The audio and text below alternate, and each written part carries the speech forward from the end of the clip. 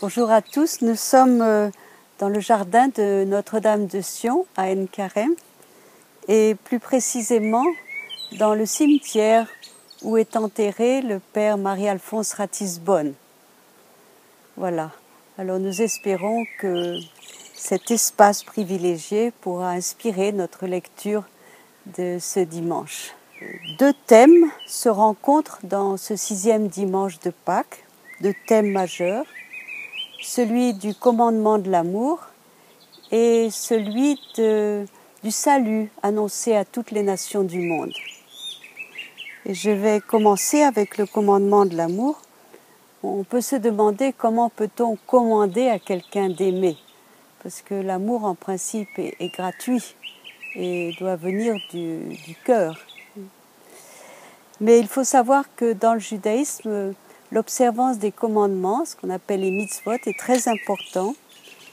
Et ces commandements ont pour but de s'unir à la volonté de Dieu dans tous les détails de la vie, du coucher au lever, du lever au coucher, à travers toutes les étapes et événements d'une vie humaine. Et ces mitzvot, ces commandements sont très nombreux. On pourrait penser que c'est un fardeau, comme le dit Pierre dans l'un de ses discours, un fardeau que ni nous ni nos pères n'avons pu porter. Mais si on les considère justement comme un moyen de concrétiser l'amour de Dieu dans la vie, au jour le jour, eh bien, ils ne sont pas un fardeau, ils sont légers, ils sont comme une seconde nature et ils font partie de la vie. Le commandement d'aimer Dieu se trouve, bien sûr, et celui d'aimer le prochain se trouve dans l'Ancien Testament. Et tout d'abord, le commandement d'aimer Dieu, tout le monde connaît le schéma Israël, Deutéronome 6, verset 5.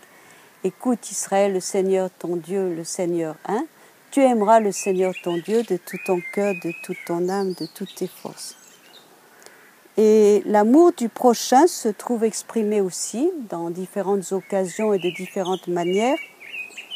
Disons, commençons par ce qu'on trouve dans le Talmud, ce qui est transmis à propos de Hillel l'Ancien.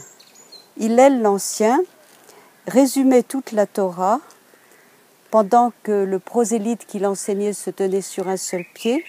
Par ceci, ne fais pas à autrui ce que tu ne voudrais pas qu'on te fasse à toi-même. Là est toute la Torah, va et apprends, étudie. Donc, une manière de résumer toute la Torah par l'amour du prochain. Et nous avons aussi un commentaire de Lévitique 19-18, tu aimeras le prochain comme toi-même. Là, on assiste à la discussion entre deux sages. L'un dit, tu aimeras le prochain comme toi-même, c'est le plus grand, non pas commandement, le principe général le plus important de la Torah, klal gadol en hébreu. Et un autre sage, en l'occurrence Rabbi Akiba, lui rétorque, il y a un klal gadol, un principe général plus grand que celui-ci, et là je paraphrase, c'est celui que l'on peut déduire de Genèse 5.1. Genèse 5.1, lorsque Dieu créa Adam, à la ressemblance de Dieu, il les créa. Donc, si tu méprises une personne, c'est l'image de la ressemblance de Dieu que tu méprises. Donc, on déduit de ce verset qu'il faut aimer toute personne créée à l'image de Dieu. Et le commandement, tu aimeras le prochain comme toi-même, le prochain en hébreu, ton prochain re'era, re'a, pourrait être considéré comme limité au prochain de ton peuple. Donc, Genèse 5.1 élargit la dimension de l'amour universel envers le prochain. Et nous pouvons alors en venir à la première lecture, justement, qui montre l'amour impartial de Dieu. Nous avons cela dans les Actes des Apôtres, dans la lecture de ce 6e dimanche. Je me rends compte en vérité, Dieu n'est pas partial, et qu'en toute nation, quiconque le craint et pratique la justice, trouve accueil auprès de lui. Voilà. Le salut accordé à Israël s'étend à toutes les nations du monde. En fait, ce n'est pas une nouveauté. On trouve cela abondamment dans les prophètes. Peut-être l'inattendu, c'est qu'en Jésus-Christ, cette annonce à toutes les nations est hâtée. Et puis aussi que ce qui a posé des problèmes dans l'Église primitive, c'est que les païens qui accèdent à l'entrée dans l'alliance de Dieu avec Israël ne sont pas tenus d'observer tous les commandements de la loi, en particulier selon les actes, les lois alimentaires et la circoncision.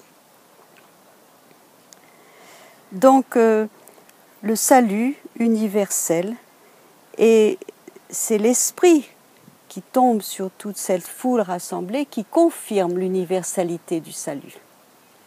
J'en reviens à l'Évangile, le commandement de l'amour, et on pourrait dire aussi à la deuxième lecture, le commandement de l'amour. Le grec du Nouveau Testament, quand on parle de l'amour que Jésus a pour nous, et qui est le même amour qu'il a pour son Père et que son Père a pour lui, là il s'agit en grec de l'agapé, c'est-à-dire l'amour divin, l'amour universel, l'amour illimité. Lorsque Jésus nous parle de l'amour d'amitié, de ses serviteurs, et être serviteur c'est déjà un titre de noblesse parce qu'on s'est opposé à l'esclave, qu'il veut faire de nous ses amis, eh bien là il s'agit de philia, cet amour, l'amour d'amitié qu'on pourrait dire l'amour plus humain.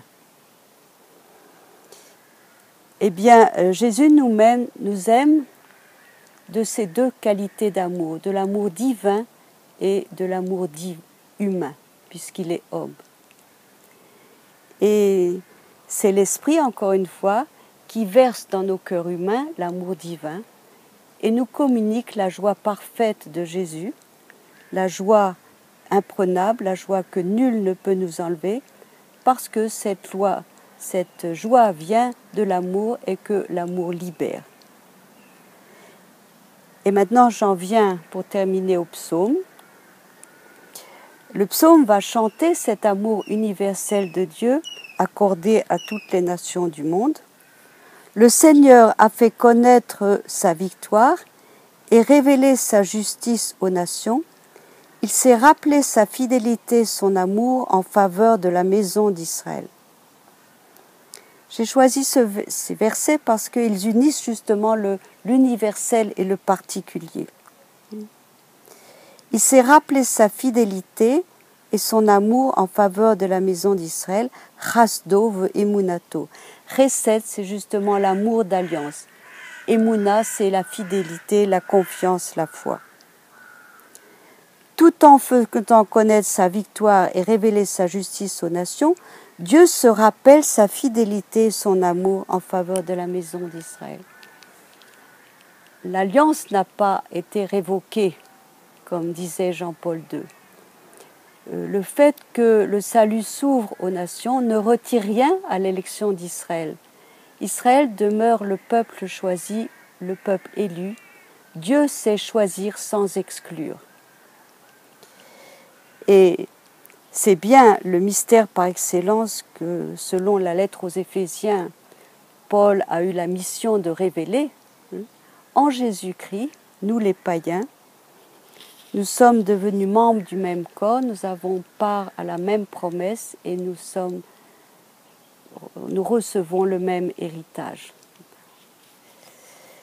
Donc, disons que ce 6e dimanche de Pâques nous prépare bien à la Pentecôte, puisque, comme nous l'avons dit, c'est l'Esprit qui va universaliser le message de l'Alliance, et toutes les nations du monde seront désormais invitées, comme c'était déjà annoncé dans les prophètes.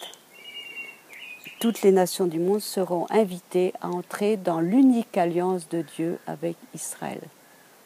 Alors, bon dimanche, et j'espère que vous avez goûté cela, la beauté d'une partie de notre jardin d'En Carême.